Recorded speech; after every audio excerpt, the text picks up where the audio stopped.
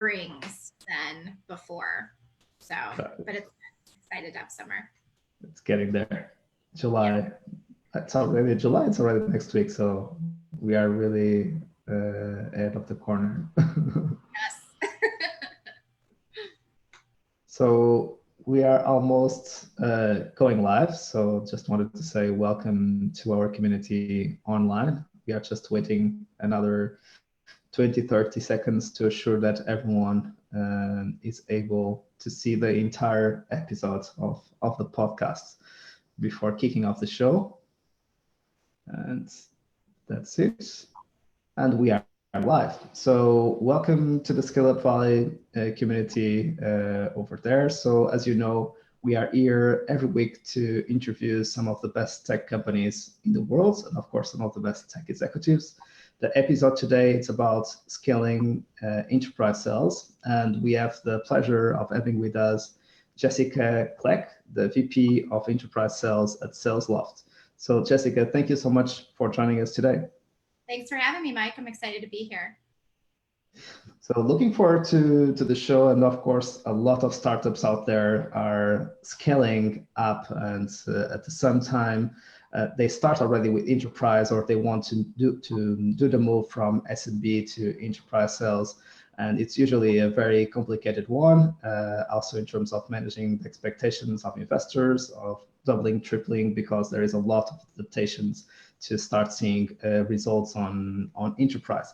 But before we go deeper into the topic, it would be great to have an overview, a little bit about your story. I know that you have a very interesting background with, for instance, LinkedIn and Salesforce, which are very good schools in terms of sales, or any company that is really scaling. But let's listen from you. So where has been starting your career, and how did you end up working at SalesLoft?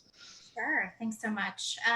So I spent the whole of my career in the HR tech and SaaS space. I started out as an individual contributor for 7 years at CareerBuilder, where I was a top performing rep selling talent solutions to the world's largest staffing firms. From there, Salesforce had opened their hub in Chicago. And so I was eager to jump right into that SaaS business, and went over there as one of the first females on the GB, or more strat role. Enjoyed great success there. I loved helping Salesforce bring their culture and sort of that expertise to the Midwest. But from there, I sort of missed that connection to the HR space. And so I was fortunate to secure a role at LinkedIn. I moved to Manhattan for a couple of years. I was the top performing rep my first year there, securing quite a big deal for the organization, and then was quickly promoted into leadership. And from there, I enjoyed great success running several different sales organizations, from SMB to mid-market to enterprise, across the wholes of their business, from talent to learning.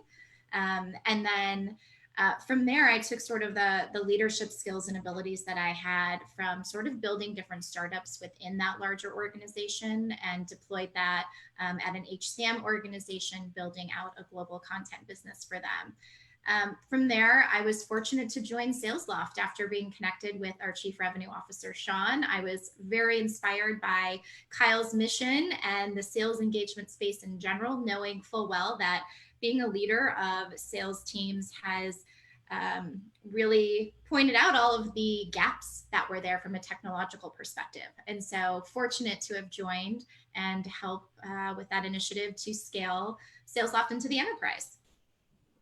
Got it. That's an amazing career, an amazing track record. And in terms of SalesLoft, so if you could give us a little bit more details on SalesLoft, and what is the problem that SalesLoft solves to the market, and also a little bit of the stage where you are in. So what is the ad count, what you can share in terms of revenues and fundraising stage. So just to understand the maturity or the stage of the organization at this moment. Sure. So we just got through raising our Series D. We raised about 75 million for our Series D. We are. Congratulations. Thank you so much. Congrats to our ELT team for doing that. We are just about 430 employees and growing rapidly. We've expanded through our headquarters is in Atlanta, Georgia, but we have offices now in San Francisco and in New York. And then we are employing a lot of remote individuals from the enterprise side. So SalesLoft, we are the leading and premier sales engagement platform out there. And the sole purpose of what we do is to help operationalize the sales motions that all organizations face. So whether that is creating cadences and steps and the ability to identify what your best reps are doing and scale that, we involve personalization, as well as the analytics that can really help drive more data-driven decisions for the leaders. So essentially, sales engagement has really changed the face of sales in general because we are enabling and empowering reps to get back to doing what they love, which is actually connecting with people. We know through Salesforce actually that reps typically spend less than 50% of their time doing actual selling, and more than 60% of their time is spent doing sales adjacent activities. And so through our platform, we are enabling sales teams to be more successful and ramp quicker. Got it. It sounds a great mission, and very aligned with what ScaleUp Valley does in terms of the entire team, the leadership team, the CEO, helping them to stay focused, aligned, and accountable across the process. And definitely from our experience working with leadership teams, when everything goes well with sales, usually everyone is happy. When something is not happening in sales, usually our quarter reviews are not so happy. And usually there is always a single question, why didn't we meet the targets? So where is the problem? And usually answering to this question or asking the right question is really, really difficult. So having a platform that helps us in this process and that allows us to focus where we can have higher results, it's really super valuable. So and just to give you a context, and also given the career of Chess, there is only 4% of all companies who surpass the $1 million in revenues. So 4%, 0.4% the 10 million, and under 0.04% the 100 million, which is typically the goal of venture-backed business, to go from 0 to 100 million plus in 5 to 7 years or 7 to 10 years. And this is extremely difficult. And some of the companies that Chess has also represented in the past, so for instance, Salesforce is already 10B plus in revenues, which makes that company one of the Fortune 500 today. And these are the challenges. So how to go from 0 to 100 million, from 100 million to 1B, from 1B to 10B, and hopefully from 1B to 100B, which I think it's only almost Microsoft, Google, Amazon, and Facebook is not still there. I think it's around 80, 90 million. Pardon me if I'm wrong. So which shows how difficult it is to scale an organization, and why we are here always so obsessed about trying to compress some of the best lessons about scaling up businesses. So coming to one of the Rockefeller habits, which is how to assure that everyone is focused on the same big priority for the next quarter, which is all about focus. How do you assure also at SalesLoft that the enterprise team and the whole business is focused on a very single priority, and how looks like the process for you? Yeah. So I've been fortunate in my career to work for organizations that have placed a lot of value on, of course, driving revenue, but also OKRs as a business metric outside of that. While I was at LinkedIn, I sort of learned about this through what they call leadership leverage and results. And those OKRs were essentially baked right into the performance metrics. So results was more of just a table stakes conversation, but the leadership and leverage really encouraged and influenced the individual to take ownership around that OKR, right? How could they contribute? So I took those lessons, and again, fortunate to join SalesLoft, where our COO, Rob Foreman, has created OKR as an initiative for the organization. And we make them public throughout our organization. So we have a site, salesloft.okrs.com, where every single member of our ELT team will put their OKRs for the quarter. And that essentially makes it much easier for us as sales leaders to align our OKRs to the broader business goals. I love that we're passionate about that. And I love that we're able to leverage the ELT's sort of stake in the ground. And then for me as a leader, I employ sort of a couple different, what I'd say, facets to my OKRs. One is around talent, one is around strategy, and one is around process. And for me, the most important of the three being talent, right? So you really need to involve your team in the OKR to make sure that they're really personally aligned, right? And they have that personal accountability to that OKR. Something I've done in the past has been what we've called the plant the flag exercise. And really, it's an opportunity to rally the team around that OKR and sort of come to it together, sort of asking ourselves, what do we want to be known for this quarter? And that's how we really sort of tie us personally to that OKR. And then, of course, align that strategically to the ELT OKR. From a strategy perspective, if we land on, let's say, scaling enterprise in a particular vertical, well, then we would certainly enlist the right resources. That because in enterprise we are more cross-functionally focused, we can then align product, we can align marketing, we can align our solutions engineers all around that OKR. And lastly, when I think about process, we have the strategy, we have the OKR, we have the talent on board. We design more of a practical application. So maybe that's a business value assessment that we create and deploy that will really help that talent execute on the strategy of what the OKR is. And of course, the hope is that all of these sales motions and actions will drive more revenue. Got it. And revenue is one of the OKRs, or it's much more a consequence of the execution of the OKRs, let's say? I think it's the ultimate driving OKR, right? I mean, any scaling business, the number one thing you're trying to do is drive revenue, but it's the means and how to get there. Got it. And it's curious to get there, and that you said that one of the most important, or the most important OKR for you is related with talent, because that's one of the most difficult issues when a company is really scaling. The bottleneck, it's not about money, it's really about time. Yeah. And in order to make things happen in terms of time, it's assuring that we have the right people in the right places, onboarded on time, ramp it up on time, and producing results on time. And this is extremely difficult, especially when we just said what are the metrics of scaling a company. So which means that we are looking for outliers, so high performers in the markets. And usually those high performers are not easily convinced and want also to see what lays ahead of them, what is the mission, what is the vision, what is the plan, and how can they be successful and also help the company to be successful and their teams to be successful. So very, very interesting point. And let's come to a point that I know that you are very passionate about, and it's also a little bit related with SalesLoft mission, which is how do you, after you define those OKRs that you said, in your case, it's very related with talent, strategy, and process, how do you track those OKRs? So what are the meeting rhythms? So what tools do you use? Great. And I appreciate this question so much, Mike, because it gives me the opportunity to talk about SalesLoft.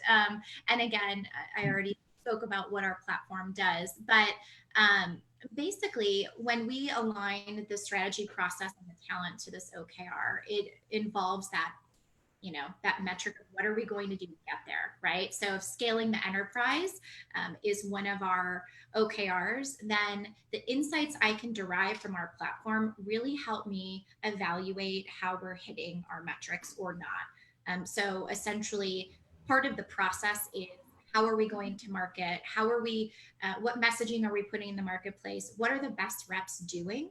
All of that I can see within our platform, right? I can very quickly identify through A/B testing, through different messaging, what's working, what's resonating in the market, what isn't, and we can quickly tweak that. all of those insights are then bi-directionally synced into Salesforce, so I can compare the metrics, the actual activity levels by type, right? Are the LinkedIn messages we're putting out there gaining traction? Are they leading to opportunities? Are we, if we're going after a particular vertical, is that messaging resonating in the FinServe space, and how many opportunities have been created from that? So through the platform, essentially, it's helping me as a leader derive those data-driven insights to tweak our process. And as far as the meeting structure, we have an all hands weekly for enterprise where we talk about current challenges we're facing. We have deal review. We're talking about the process. We're talking about up leveling the conversations through some of the consultative things that our sales enablement team has been giving us, like business value assessments, ROI calculations, really able to have those drive those conversations with our prospects and customers through value. And then, of course, we have one-on-ones weekly with directs. And then I also employ separate coaching sessions, and those are on a monthly basis. We can do whiteboarding or deal strategy ad hoc, but I think coaching sessions are the most important because, again, it gives us an opportunity to realign what the talent, what the team is focused on, and how they're contributing and how they're feeling connected to the business and the OKR, and if they're driving whatever their personal impact is, right? I think for us, one of our values is team over self. And this is a great opportunity to really dive into what are we doing to further the business, right? It's hard sometimes when reps have a number and they just want to focus, I don't care how I get there, I'm just going to close the business. Right. My number, which we love, but it's also broader than that at the stage of organization we are in, right? It's more about what are we contributing to the overall business for growth. Got it. And yeah, this is a very good point, having those coaching sessions. So sometimes, especially on sales meetings, which are very easy to track results. So in terms of marketing, it would be a little bit more difficult. So did we have the right copy, as you were saying? So did we make the right campaign? Should we have done another one? In terms of people, it's also around hires, but again, as we were discussing, it's about having the right hires in place. Support, even more difficult to track, but also we have a lot of KPIs nowadays, very well known in all areas. But so what I mean with this intro is it can be very tough in a sales meeting, and if the environment is, if the energy is high, the energy will be very high, and if the energy is low, it can be very low, and it can be the end of the world. So creating this kind of environment of thinking about the business together and finding out solutions together, it's difficult. So how do you separate these moments that it seems that your strategic sessions are much more called as coaching sessions, and then your weekly meetings are much more operational, much more straight to the point. So how are we doing in terms of metrics, small improvements that we can do, and the coaching sessions might be much more strategic, much more the 10x exercise. What can we do to not only improve incrementally, but also to 10x our results today? So how looks like the difference of those both meetings, and how do you allow that your team thinks together in a more strategic way? Yeah, I mean, I think it's important in business to have both of those facets, right? So certainly at the growth stage we are, the operational stuff needs to be on that weekly cadence. We need to understand what's happening in the market, right? We need to understand what are the objections we're facing, how are our messages landing. That's just sort of that stand up. Everyone sort of brings what they're hearing. And it's important to share the challenges. I think, of course, sharing wins is great, but that is the opportunity to share the challenges and even some of the losses and what can we learn from that. The coaching, on the other hand, is really the reps' time, right? It's their agenda. What do they want to bring to the table? What do they want to their development, right? So I think it's the balance of the operational rigor, the sales motion and execution, and then the up leveling of that rep. And so we try and make sure that our meetings address those three sort of pillars of growth for a rep. Got it. Cool. And we when we discuss enterprise, and it seems that you have a very cross-functional approach to the topic, not and you, I think that you never talked in the show about enterprise sales. So you always talking about serving enterprise customers. So when do you think is the right timing to move from, if you start by selling to SMBs, to move to enterprise? So what were the kind of signs that has shown to SalesLoft that it was time to really have a dedicated team to enterprise? Mhm. At the stage I joined SalesLoft, we were already scaling into the enterprise for about 6 months. And I think with most SaaS organizations, I think they follow sort of the same recipe of let's hire viable talent that can get that more transactional, high velocity sales motion going to start driving some incremental revenue, start getting the brand awareness out there. And then I think you, as a business, I think it probably varies by vertical. But I think you set those sort of, or the board sets those various revenue milestones that you need to hit to continue to grow and to continue to get infusions to help you scale and reinvest in product. But I think there's always a tipping point at the where the commercial business is sort of operating as it should be. We have the strategy down, we have the leadership in place, and it's sort of a well-oiled machine. And then I think it's time to transition and focus on scaling into the enterprise because, as we know, it's an entirely different business than commercial. The rigor is different. The cadence of the sales cycle is far different, far longer. The complexity of the sale is much different. Speaking cross functionally, we rely heavily on product, we rely heavily on our solutions engineers, we rely heavily on marketing. So the sales motion is entirely different because it requires a lot more internal investment, and it also requires a lot more consensus from the customer or prospect before you can get that agreement. Where I think the commercially based business is, go no go within a couple of calls. This sales cycle is much different and much more difficult. And I think the level of talent is different too, right? I keep coming back to talent. That's where my heart is. I think that is the driver and the number one asset of the organization, but it's a much more difficult hire to get a strategic enterprise rep, especially at the size of organization that we are. But we are fortunate that we have hired an incredible team. I am so proud of the team that we've hired. They are making magic happen. So it's a really exciting time part of SalesLoft and to be leading those efforts. That sounds awesome. And yeah, there are a lot of challenges when you finally have someone who is entirely dedicated to enterprise. And I think one of those challenges is where to start building the team and how to structure the team. So we have already talked about some of the variables that we need to consider. So in what verticals, in what geographies, having a team that is navigating cross-functional domains, which sometimes, because you are also covering different geographies, it's virtual, so which can't be together every single week. So did you start structuring the team, and what were the main variables that you have in consideration to structure the team? So, with guidance from our chief revenue officer and ELT around their openness to hiring remote reps, I think that's really where we started. I think, at first it was we should have them at corporate so they can be very strategically aligned to those cross-functional partners so they can report back directly to ELT why we were winning, why we were losing. But I think we quickly learned that it doesn't necessarily matter if they're at corporate, but are they in a place where they can support their customer prospect base? We also know that enterprise is much more face to face, right? Those conversations Right. require us to be spending.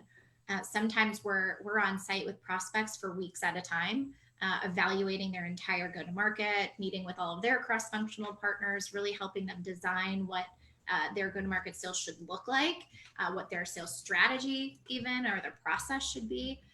So that really requires the reps to be all over the place, right? It's difficult to have a rep in Atlanta supporting, some of our very large organizations on the West Coast and in Silicon Valley, like Facebook. So, we have reps that are very local there that can go in and support the business. So I think that was probably a turning point for our organization, that we were okay with the remote rep being in geography.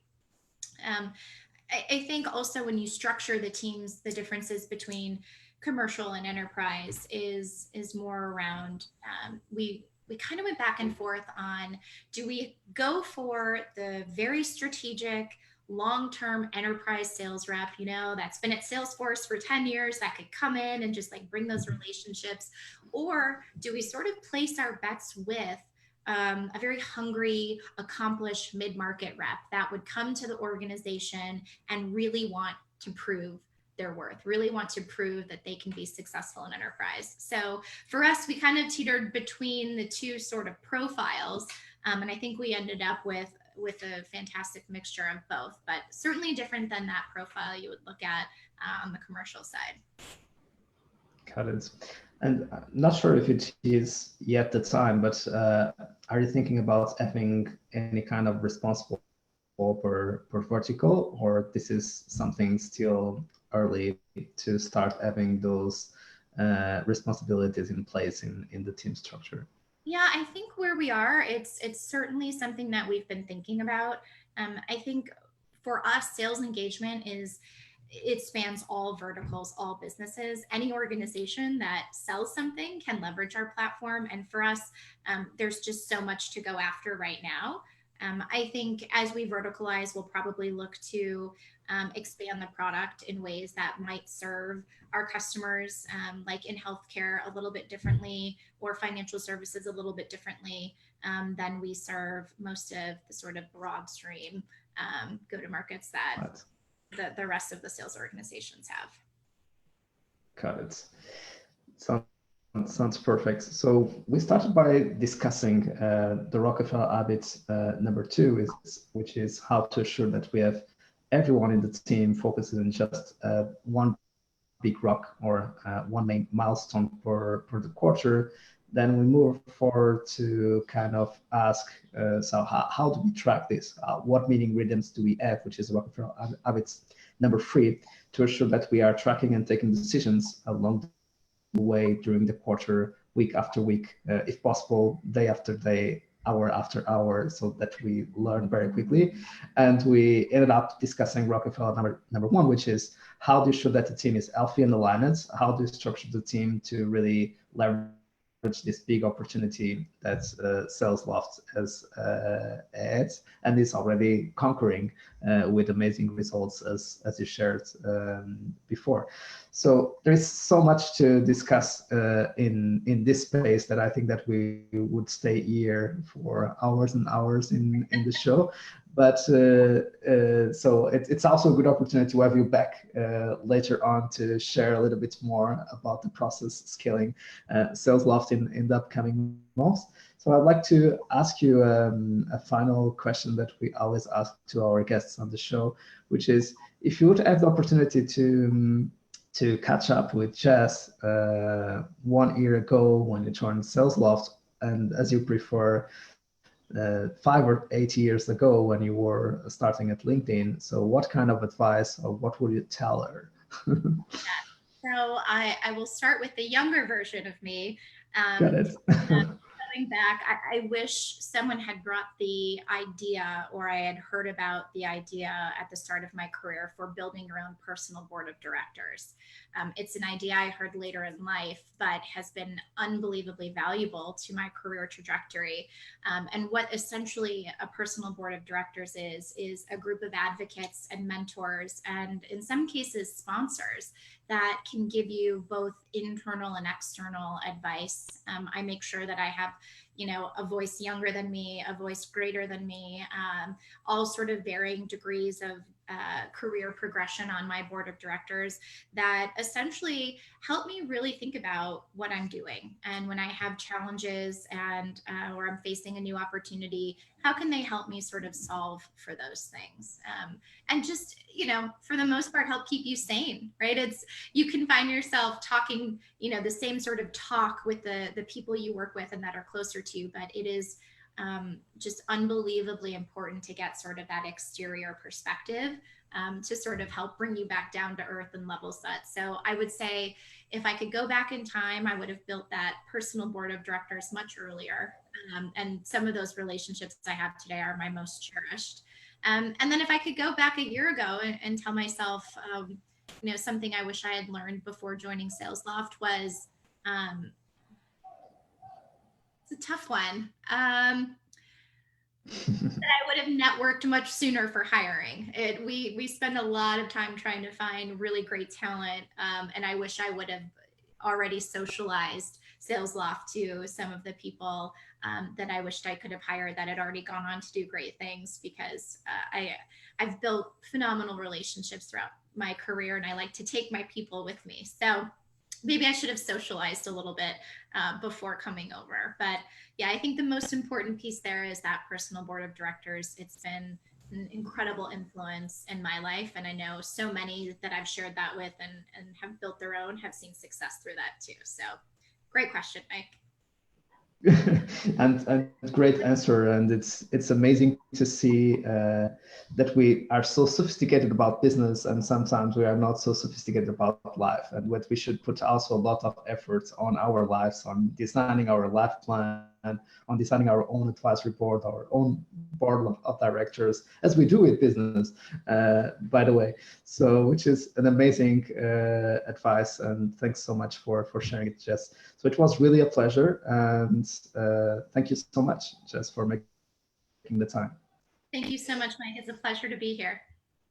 And before we go, I just wanted to also say thank you to our community that has been watching us live or will be watching us later the show. So as you know, you can watch all those episodes at scaleupvalley.com/community, 70 plus episodes at this stage about CEO interviews, sales interviews, product sales, customer success, marketing, and all about how to scale companies from 1 million to 100 million plus, and with some of the best leaders in the world. So thank you so much, and see you next week.